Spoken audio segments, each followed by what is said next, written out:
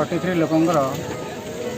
migrant slash travellers मानकर यात्रा होची एटा वेस्ट बेंगल जीव समस्त गाड़ी व्यवस्था कराला संगे सेमानकर हेल्थ चेकअप कराई संगे संगे आमर जिला प्रशासन तरफ जिलापाल